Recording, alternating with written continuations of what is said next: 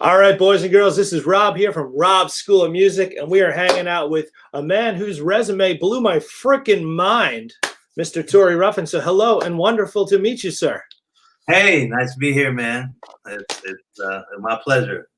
Awesome. So he just put out a sick record, which you're going to pick apart as we go further into this under the name Freak Juice. So, we're a music school. Okay. And basically, COVID forced us to move everything online, like a lot of the world, I guess. Sure. But back when we could do stuff in real life, one of the coolest things about our school is that we would have people put them into bands and have them perform and stuff. And, after we do this question, we'll start running through the amazing gigs that you currently have and those you have played with. But what would be some advice for someone dealing with any kind of stage fright? Oh, man, you just have to get out there and do it. I know that sounds like, well, yeah, of course you have to get out there and do it. But the only way to overcome it, man, is just to get out there and be rehearsed up. I think that's a lot, make sure you're rehearsed up, make sure you're confident in what you're doing before you get on stage. I think that a lot of anxiety comes from maybe not being as rehearsed up and practiced up as you would like to be. I remember back in the day, in LA, man, you got to pay cats to rehearse, or rehearsal time is limited. So my stage fright, and I got, really, really nervous, is because I wasn't prepared as well as I'd like to have been. Right. So that'd be my advice. It's just, and if you're rehearsed up and still frightened, then you just got to get out there and want it. You just got to want it. And get lost in the music. Let the music. Sometimes you don't have to look at the audience. You can just be into your music. Yeah. That's a fantastic. Honestly, like that was a culmination of the two most common and what I think to be the best answers to that question. Know your stuff, because if you know it, then that takes away. You can go on autopilot and then just feel it. I'm a big feel guy. Theory and stuff like that came way later for me. For the first half of my gig, it was just emotions and stuff and absolutely and feel.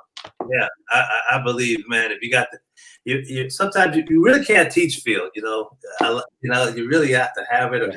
I mean, you can talk about it, but yeah, man, feel comes. You really have to have it. And those people that are blessed to have it are very lucky. And I mean, you can work on it. You can obviously work on your feel. It's not a lost cause to not be blessed with a natural feel, but if you have a natural feel, things go sure a lot smoother when you put theory on top of it. Totally. Yeah. So so what's your story, man? Like I'm looking through and it's like I see Mariah Carey, Mick Jagger, Lenny Kravitz, Michael Jackson, Prince, and then the current gigs you have. Like, holy crap! Like, where did it start? Yeah, I didn't tour. I didn't tour with all these. I either played on a record, or toured with them, or did a live gig. So equally awesome, by the way. That's all equally cool. Yeah. So man, I'm originally from Detroit. Then my parents moved out here in California in the 70s, and then late 80s, early 80s. When was this? It was late 80s. I had I had a buddy. His name was Bruce Sterling, and he put together. We had a businessman either putting together. I mean, we're like everybody else, going around trying to get gigs, and then we finally figured out that the way to get gigs is to manufacturing. We had a business either putting together bands for Arsenio Hall. Because everybody had a band back in the day, by the way. You weren't playing the tracks. You basically came on. If you were doing late night, you had a band. So we thought, hey, let's offer a service to the late nights. And so that afforded us to end up playing with a lot of different artists. We either played with them or put together the bands that did that, and it ended up being bearing fruit. We got a chance to play on people's records. We got a chance to play with a lot of different artists, and it took me to my current gig with Morris Day and Tyme. It eventually ended up with that, but. My only regret with that is that I wish I would have been more into taking pictures back then, because I could have had a lot of cool pictures with a lot of different people. But you know, back then it wasn't cool. It wasn't as acceptable to take pictures. I know it's kind of like a tangent, but yeah, that would be my back in the day. Man, I could had some really cool photos with a lot of cool people. But you know, yeah, man. Well, you know, like started playing with a lot of different people. Yeah, I think you know, one of the coolest things and my favorite type of musicians to get to hang with and bring onto this, you know, this show is guys who have found ways throughout the years to, you know, do something with this thing, do something with this thing, jump from gig to gig to gig. I think, you know, a lot of people when they start out, they have this illusion of, oh, I'm going to be using a current reference, I'm going to be Taylor Swift or something like that. And realistically, like as a musician, that's fantastic. You could be equally as talented, but if your stars don't align, you might not just be in the right place at the right time. But if you're talented and you're cool and you can hang and you can learn quick and you're punctual and you're polite, you could find ways to get on all these records and all these gigs. And it's just so inspiring to me to look at that resume and be like, wow, like that's one heck of a ride. Well, man, I learned early on too. And of course, when you're young, like you said, you're going to be that rock star. You know damn well that I'm going to make it. I'm going to be this rock star. But in the meantime, I learned, until I was this rock star in my mind anyway, I was going to learn as many styles and then be able to play as many different genres as I could. Number one, for sessions, and then number two, just to be able to play with any artist, you know, that came my way. So that was my thought. But I ended up playing, you know, mainly with a lot of R&B and some rap guys. But yeah, so but my thing was back in the day is just be prepared. Like, this is a school of music. My thing is learn as many genres and styles. And but be good at them. Don't just halfway do them. Like, try, if you can only do 2 or 3 genres, then that's cool. If you can do 2 genres very well, or if you do 1 genre. But my thing would be, if you could do a couple of multiple genres, man, you can find yourself, you know, making a living in this business. And they say that less than 1% of people actually make a living doing the business. So the more things you have under your belt, the more things you can offer a client, then the chances are you know you'll end up becoming what you want to do, is making a living and playing music. That's awesome, man. And I tell you, like the Morris Day and the Tyme and Fishbone, those are fun. Like, as a guitar player, that is fun music. You can't ask for any better gigs, especially, you know, being a black guitarist from that job, because I'm old enough, and I don't know, you're probably not old enough for this, but I'm old enough to know, or not even know, but I came up in a time where Led Zeppelin and Stevie Wonder were on the same radio station. Like, this different rock, and no, back in the day, it used to be, you had Elton John, you had Rush, you had Stevie Wonder, you had the Isley Brothers, all on the same radio. So as a guitarist and a musician, I loved it all, man. We played, the guys and these were all brothers, man. Black guys. We were playing Rush, Led Zeppelin, but we played Isley Brothers. We were into it all, you know. And I was coming from Detroit, and you know, so Rush was real popular in the hood. Among musicians, you know. So I came up in the time where, you know, we played a lot of different things. So moving on, to be able to play punk, rock, ska, metal with Fishbone, and I had another band called Creed. It was Subject to Change. It was featured the girl on a different world. Her name was Cree Summer, and we played a la music, as you know. But the other guitarist was more into Crosby, Still, Nash and Young. But I was into, you know, more of the rock. Funky groove rock, like I am now. And then of course we toured with Fishbone, and so I've had a great diverse you know, plethora of styles to choose from and be involved in. And you know, so yeah, those 2 bands, super funky, super rock and metal. I mean, as a guitarist, like you said, it's a guitarist's dream come true, you know. Dude, it's a home run, and I'm always trying to like we have 8 teachers in total at the school, and everyone kind of does everything, and all of us have toured and various things. But some of them are more specialized. So if someone wanted to do metal, we have a more metal oriented guy. If someone wanted to go like real deep into the theory hole, we have a guy for that. But I feel like my specialty is exactly what you're talking about, is that diversity. Like, someone comes in, they want to learn a Metallica song. Cool, we'll learn that. Now we're going to learn some dominant chords too, dominant sevenths, because you just need to know everything. So you don't have a choice. Yeah. I'm going to make you rip solos on top of Disco Inferno, and you're going to love every second of it. Absolutely. Absolutely. Yeah, man. I got a chance to teach at GIT when I was in about '89. I was teaching the funk class up there, but man, I would go hang out with Scott Henderson and what's my man's name? The sweeps guy that plays a lot of sweeps up at the MI. He's a monster, and he slips my name. But anyway. There's so many, man. Yeah. Talking about Gamali, Frank Gamali. Yeah. I can't. It's a whole other thing, man. But man. So when you teach, you also learn from the students. I don't know if you want that secret to get out, but I know, I would teach something and I'd be like, that's pretty good. It's not quite it, but play it again anyway. Right.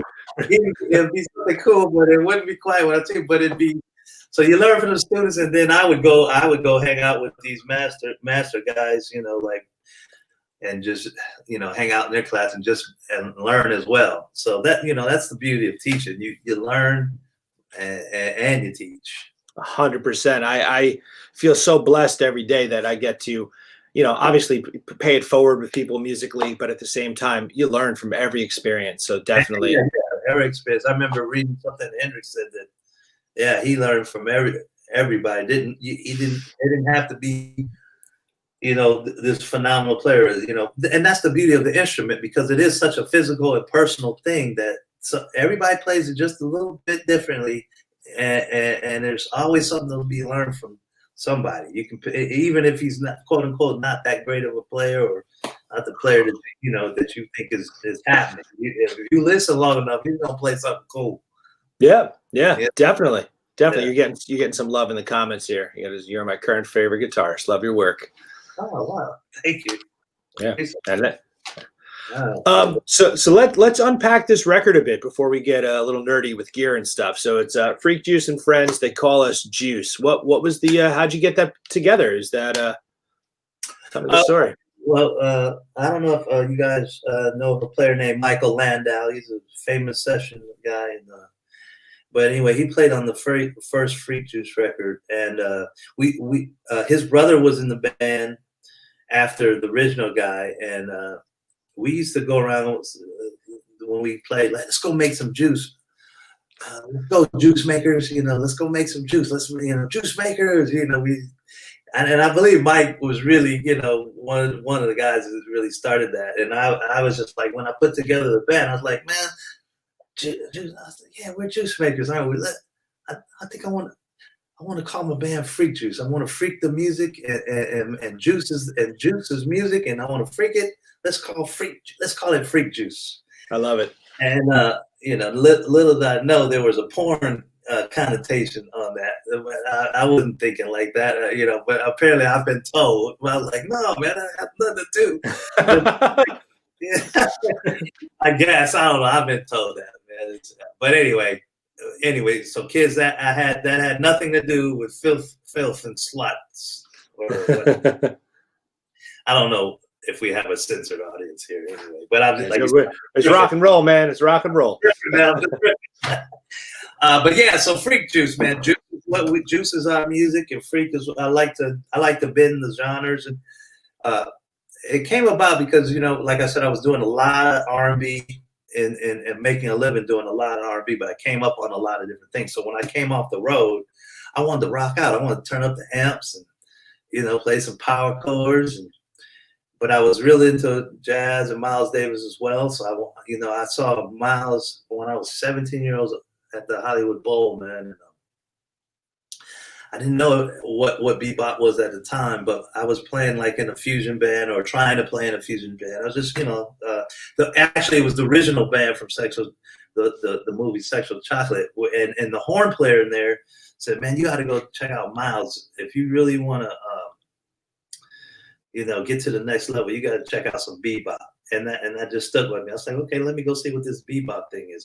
Well, anyway, I went to the bowl, and there was John Scofield and Mike Stern. They were playing these rock and blues solos, just tearing it up. But then they would launch into these other, this chromatic and tension and release patterns. And I was like, what the fuck? What is that? That is the greatest shit I've ever heard, because I was into Hendrix and Led Zeppelin, Jimmy Page, and all the funk guys like Michael Hampton and Cameo and all those guys. But this was my first experience to tension and release, And so that changed my world right there. That's like, and from then on, I was like, man, if I could just somehow, because I liked writing songs too, but I liked being in a rock band. But I was like, I want to somehow blend these worlds, and not like but like jazz fusion. I didn't want to. I wanted to kind of like, I wanted to have a rock band, but I wanted to have but then the solo sections, I guess you could say, like Led Zeppelin, how it was blues based in the solo sections.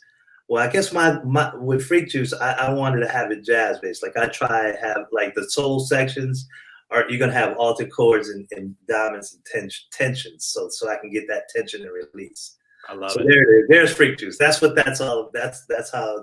it all came about, and I've been working on it for years. I try, man. Trying to blend it, It's really cool, and congrats on the release last week, and right, it was last Friday. 13th. This year is flying by, man. It's crazy. Yeah. But I'm gonna put the link in. I can play. Let me try this here. I just learned recently in the software I use here how to play a bit of music with it. So I'm gonna attempt to play some music. Let's see if I can make that happen. All right. Cool. Just demo a song here. Let's check if this works. We got this one queued up.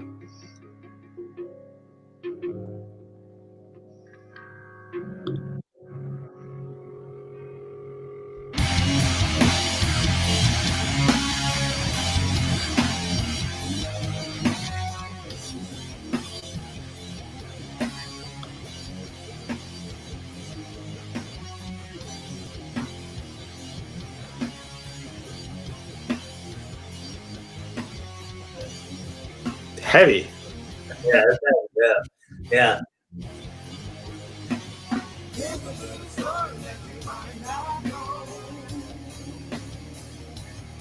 Kind of a Wizard of Oz vocal, Yeah, man.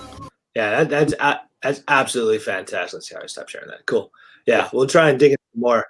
Yeah, I don't know how that audio quality carries over because, like I said, that sharing is new. But I encourage.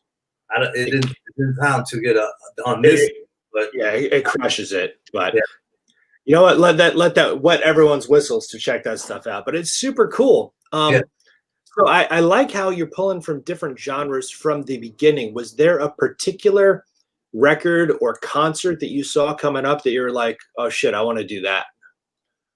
No, I'm a big,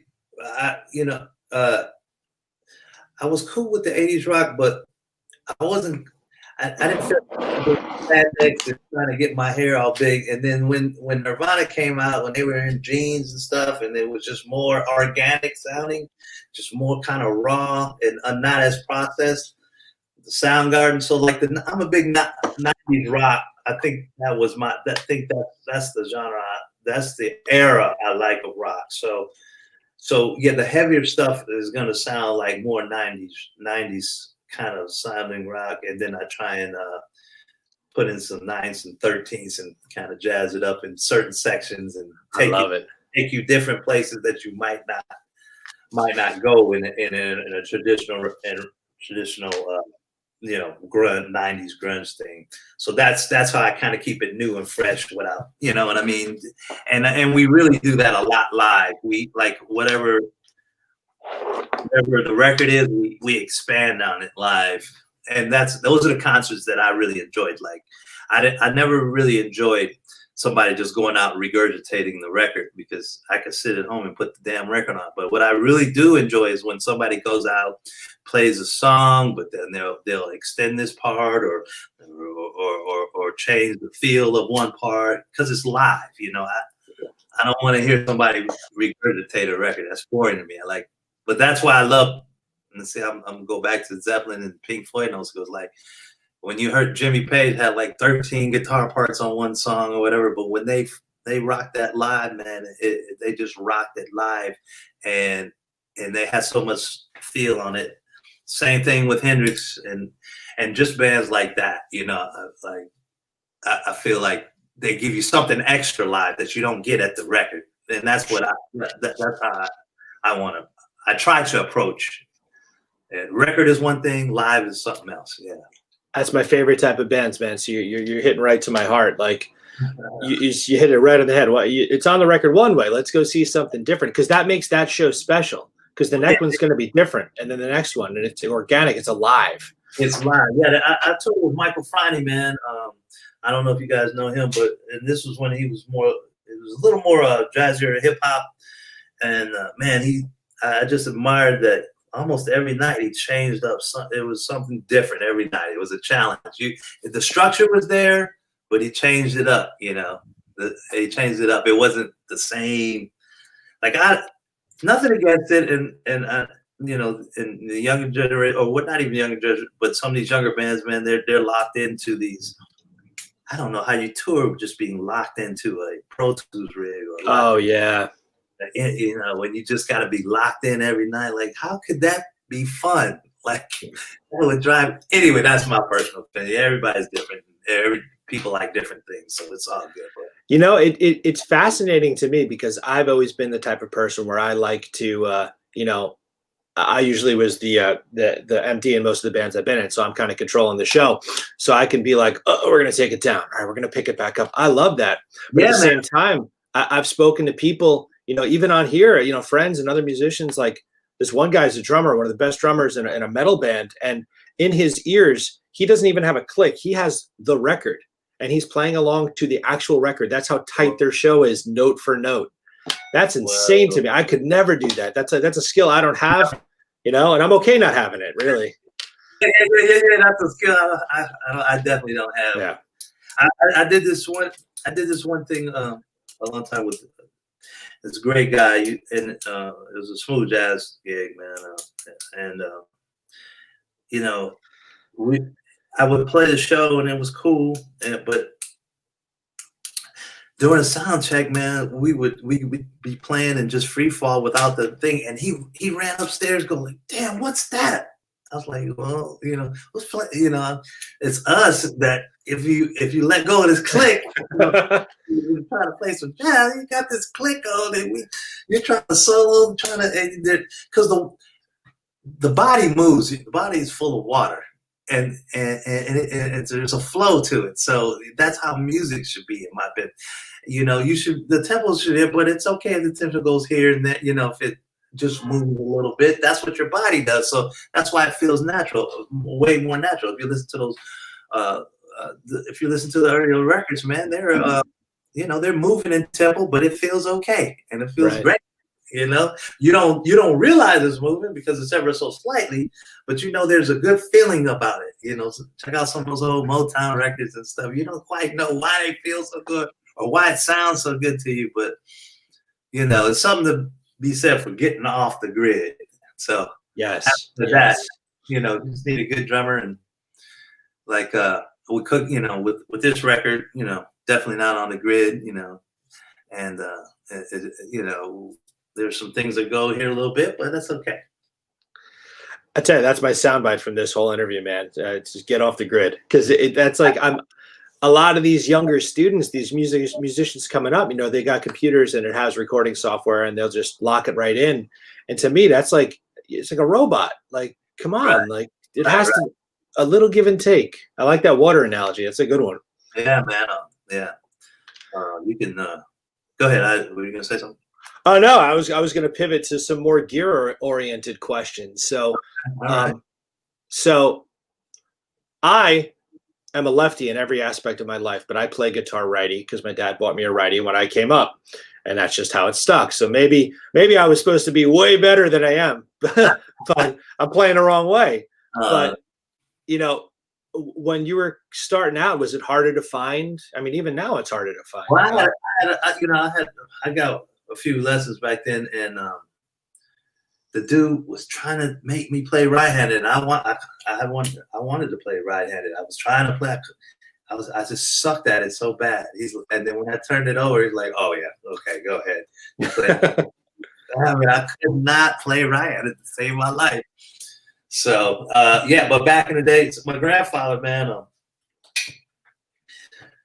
grandfather was an entrepreneur back in Detroit, and then he showed up in my house one day with I guess somebody owed him some money, so he showed up with a Gibson 355 and a custom amp, but it was right-handed. But with the 355, you can get up the neck. So I flipped it, and that was my guitar for years, and I lost it in college because I didn't realize what it was. I still wasn't up to speed, I kind of was a late bloomer, man, so I lost it in North Texas somewhere in a pawn shop, and it kills me to this day. But yeah, so yeah, no, and the instruments are hard to find. And then a lot of people don't make them so they can stay in tune. And so the tunings was always a problem. But now I'm with my new company, Schecter. I see you got a Schecter back there, and they make quality left hand. And yes, I'm sure if the left hand stuff is quality, the right hand is if they stay in tune. That's a Schecter. Anyway, I got a bunch of Schecters rolling around here, man, and they really take care of me. I can tell them what I want, and they kind of build it to specs. And so yeah, I'm fortunate now, but back in the day, I used to struggle with it. Even the Gibsons. I did have a nice Strat, a custom shop. I do have a nice custom shop Strat that was really cool. I played in the early days with Morris.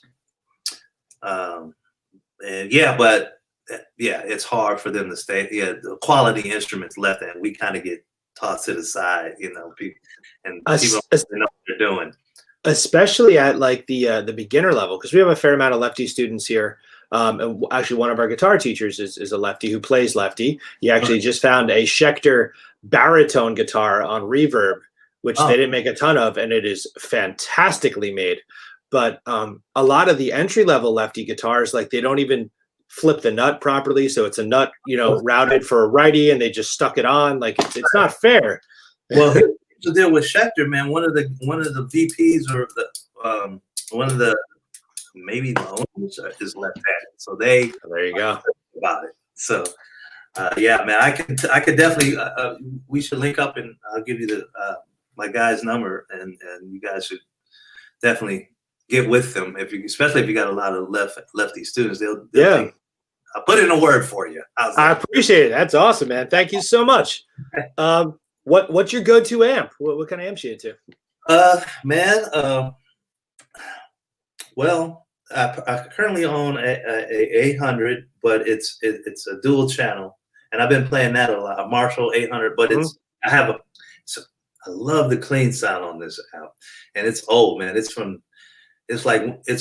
not one of these refurbished reissues is what I'm looking for. It's a real back in the day original. That's my most prized possession because the clean on it sounds. The dirty, it hasn't been modded, but I just love the sound. But I'm really into the clean sounds of it, so I'll use some pedals with that. Then I got a triple rec that I've been using for years. But I really tried. I really like the Soldano. I had a Soldano, a hot rod 50 watt. I just didn't like the clean sound so much on it. But man, I sold it, and I know that Mike stopped making them, so I should have hung on to that amp.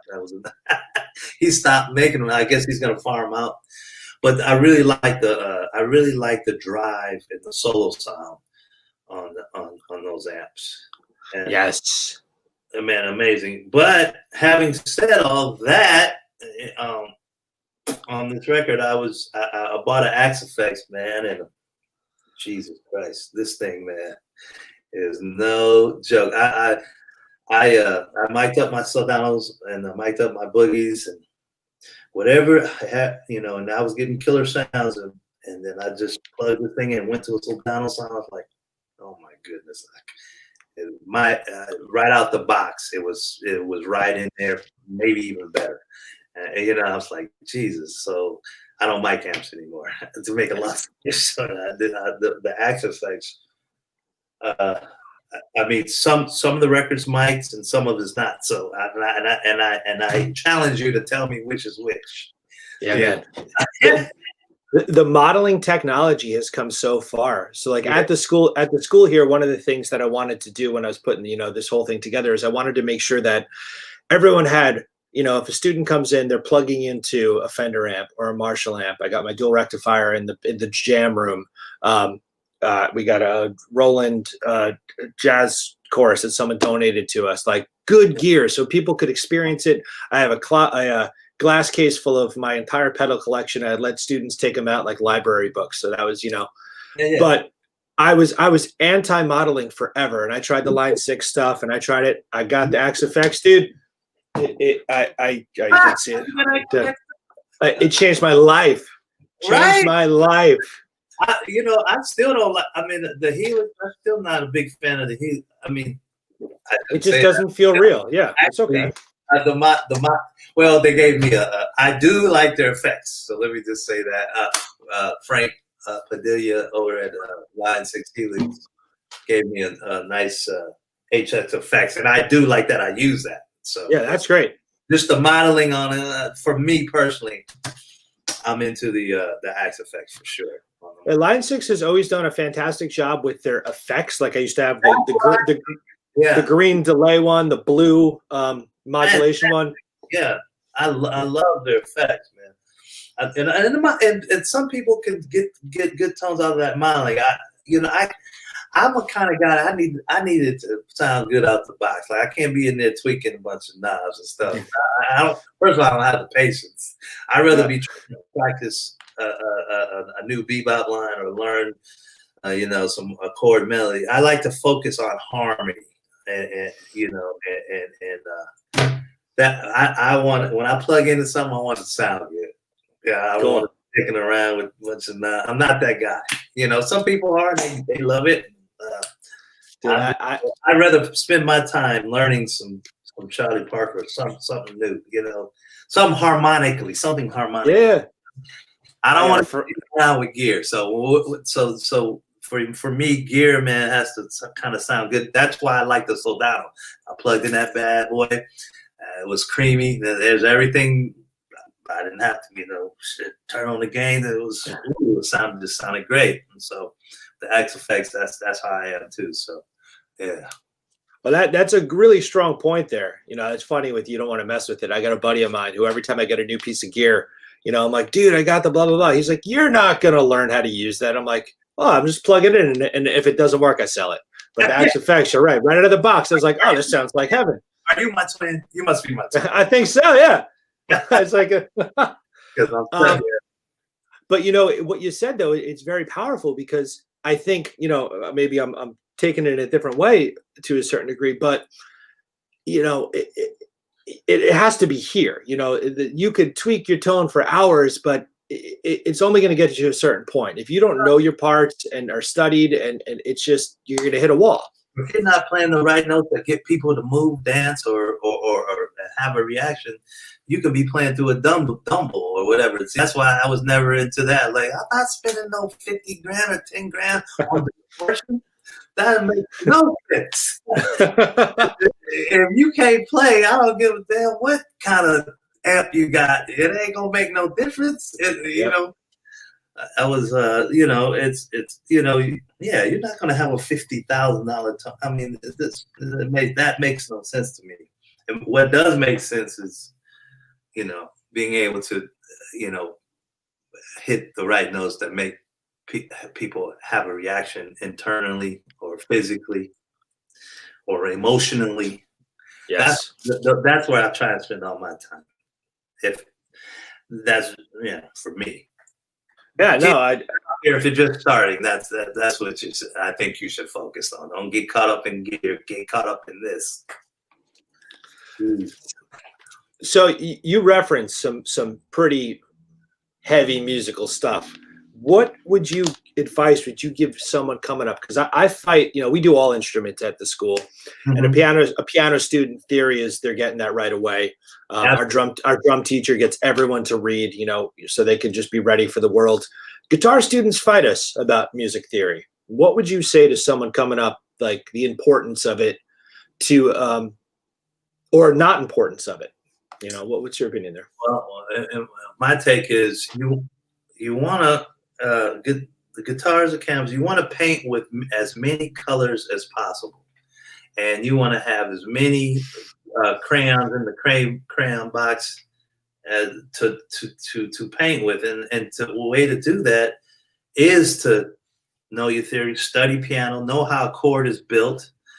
Know your modes, know what scale choices you can have over this chord and that chord. You can rock out and learn 98% of the songs that are on the radio. Probably 100 these days, 110. But what happens when you get bored with that and you hear another piece of music that you have no idea how to go about that? So how to go about getting that under your fingers. So that's what theory, knowing your chords.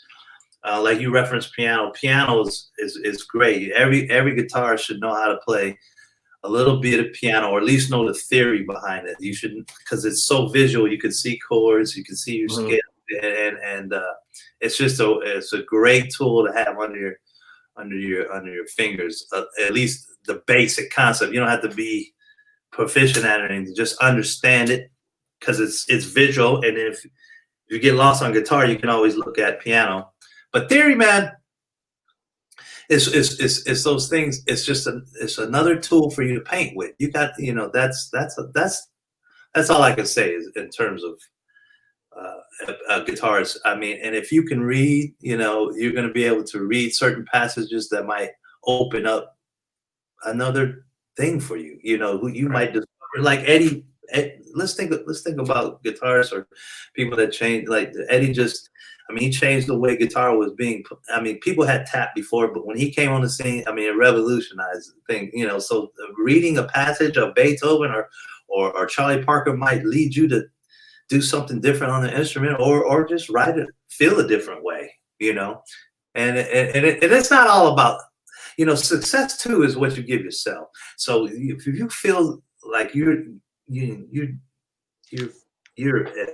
getting all the tools you'll need, and you can paint as many different pictures, and you're doing gigs here at the coffee shop, and you got 50 people showing up, digging what you're doing, and you're selling 50 CDs or whatever. To me, that's successful, because you're doing you've accomplished something on your own. Success doesn't always have to be in terms of monetary and a big car and a big this and that. That's where a lot of musicians go wrong, and then that's where a lot of musicians fall off too. That's like, well, I didn't make it because I'm not Taylor Swift. I didn't. Right. If you're in the music business to try and make money, you should leave now. Right. If you're not in the music because it's in your soul and you love it, and it's the only thing you can do, it's like you forgo everything else because you have to play music. That's the only way you should be into music, into Rob's music school, or trying to do music for a living. It should be like you can't breathe without music. Yep. You know what I mean? And so if you can't breathe without music, then you need to learn everything you can. And it never stops, because I'm studying too. I still study, and if you stop studying, you're not learning, you're not growing, and then you're dead. That's over too. So yeah, wonderfully said. It's I went tangents everywhere, but I hope you got something out of that. 100%. No, definitely. I mean, there's on our 1-year anniversary in this location, one of the students, he owns a business where they they make stairs, so he works with wood, and he made me this beautiful plaque that looks like a guitar, and it says something about how, you know, where music isn't just a phase, it becomes a lifestyle. It's part of you. And I think that's a big part of our mission statement here. Like for me, if I go on a vacation and I don't have a guitar, and like there's a pretty good chance I'm going to buy a guitar while I'm away, because I just can't not play, you know. And Right. it's ruined a few relationships along the way, but you know, you gotta live it. Oh yeah. Oh yeah. It'll ruin the music. Will have you, you know, single on many occasions. Yeah, man, it's okay. It's part of the okay. ride. Yeah, it's fine. It's funny you say that, because I recently opened up a bar, and I had no idea what I was getting. It's a live music lounge, but I had no idea what kind of work that it entailed.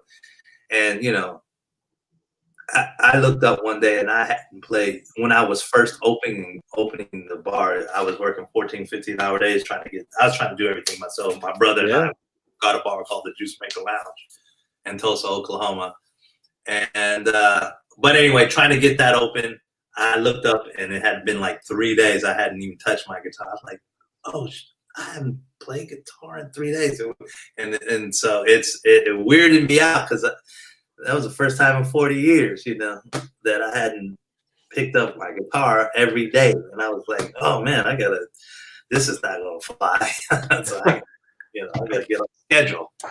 It's so strange that you say that, because in the past 25 years of me playing and touring and such, from 2008 to 2010, my family and I opened up an Italian restaurant. We had a bar, we had live music. And that was the only time in my life I gave up music, was to have you know, something on that side of it. So that's just weird that a bar made you stop for a second too. That's weird. I told you. You can't make this stuff up. This is crazy. All right, so towards the end here, I like to do this rapid fire question thing, and we got some time, so you can answer the questions in greater detail if you choose, or just say one or the other. They're all music related questions. I would always have to say, up until quite recently, nothing heavy or political. It's just music. Don't worry.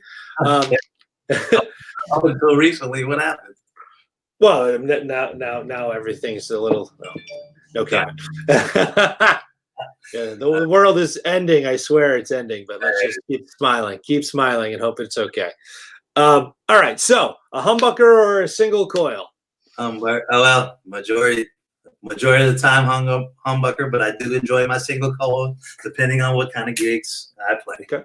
Yeah, I mean, a lot of these are Freak juice. Okay. A lot of these questions, the right answer is usually both. So it's making you uncomfortable to pick one or the other. So I apologize. Yeah, if I don't have to pick one or the other, it is definitely both. I mean, yeah. All right. So a Les Paul, I would say Les Paul style guitar, but you know what I mean. Les Paul or Strat? Strat. All right. Strat or Tele? Tele. Oh, Les Paul or SG? SG. Okay. P bass or jazz bass? Jazz. Martin or Taylor acoustic guitar? Martin. Cool. Marshall or Fender amplifier? Well, it depends on the gig there. I know. That one's the worst one. That depends on the gig, yeah. Okay, so yeah, that one honestly, like I love it. There was no pressure there at all. Yeah, because that one honestly, like I did a gig up in Vermont at the beginning of the year, New Year's Eve, and they had a backline. They had a backline, and I was like, oh crap! Like, and it was before I had the Axe FX, and it was a Fender Deluxe Reverb, and I just brought a bunch of pedals to make all my different sounds, and it was fantastic. So I was like, oh, I need to have one of those now too. It just depends on the gig. I mean, obviously for the heavier stuff, Marshall, right, but funkier things, definitely Fender. Yeah. Yep. Okay, delay or reverb? Delay or reverb? Delay. I'm a delay guy. I like me some delay. Fuzz or overdrive? Overdrive. Phaser or chorus? Chorus. Okay. I mean, obviously I like both and all of them, but if I was on an island and I had to do a record, I would take my chorus over a phaser. Oh, that's the last question. Hold on, we'll get there. Don't worry. Beatles or Stones? Both. Okay. John or Paul? Dang, yeah, that's a tough one. Yeah, I like them both, man. I mean, the cool answer, I'm sure, would be John, but Paul, because he's been around. I mean, Paul's no joke. He's a bad boy, so I have to say both. I can't make one mind on that one. If it helps you, Paul is my answer there, so that would have been all right. This next one is the hardest, I think. Led Zeppelin or Pink Floyd? Hard for me. I'm a Zeppelin man all the way. Yeah. All right. I do like me some Roger Waters. I listened to that Tyme album, Prison. Yeah, I really liked a lot of it, but for me, it's no comparison. I mean, no, for me, I mean the grooves that Zepp and those guys, John Paul Jones, John Bottom. Oh man, for me, oh man, nothing like it. That was fun. That was my childhood listening to those guys. So Zeppelin is one of my top 5 favorite bands of all time. It has been since I first heard them. And I think one of the coolest parts of my job is I get to show people these songs for the first time. All right. Showing a drummer When the Levee Breaks and trying to explain what's going on there and how that was recorded. And they're like, where's the grid? I'm like, there's no grid, bro. Yeah, you teach them that. I want to tell you about that good thing. What's the that song? There's just too much good stuff, man. It's. I want to tell you about that good thing. Oh man, that's funky. I forgot it. Yeah, man, Zeppelin. All right, so you're on a desert island. Ooh. And you get one guitar and one amp and one pedal. What would it be? Okay, well, I mean, guitar. I mean, would I be playing for anybody or would I be playing for myself? Playing for yourself. So you can play whatever kind of music you want. It's just like your isolated dream situation. It doesn't have to be something you own. It could be anything, in the world. Okay, well, I'm gonna take me that Gibson L5, that big fat Gibson L5, and I'm gonna take I'd probably take a couple of like that George Benson George Benson what is it called, a DeVille that he has, that model. Oh yeah, the big air. That way I could rock out a little bit if I needed to. And then just a nice looper pedal. There you go, looper. That's a good answer. Yeah, looper pedal that had effects in it. Nice. I take this. Oh, is that the new one? Yeah, that's the new one. How is that? It's cool, man. I dig it. Yeah, Boss RC 500. It's pretty cool. You know what it is I have. That's with COVID, you got to get into different areas. I'm trying to get my solo thing together. I want to try and get some solo stuff going. So, cool. Yeah. All right. Well, as we wrap this up, you have anything cool coming up? Any virtual things, or where can people check? Yeah, man. Okay. So, first of all, please go check out the record at freakjuice.bandcamp.com. It's our brand new record, Freak Juice in France, and it's all actually on all the platforms, iTunes. But if you want to get us at us directly, and that's our website, freakjuice.bandcamp.com. We also are going to have a live stream coming really soon on Beats.com, Freak Juice live stream. And say that one more time. Your voice cut out. Say that part one more time. So we're going to have a live stream on, there's 2 platforms, Flyte TV There will be a live stream, and you can see it on demand. And Veeps.com we're looking at.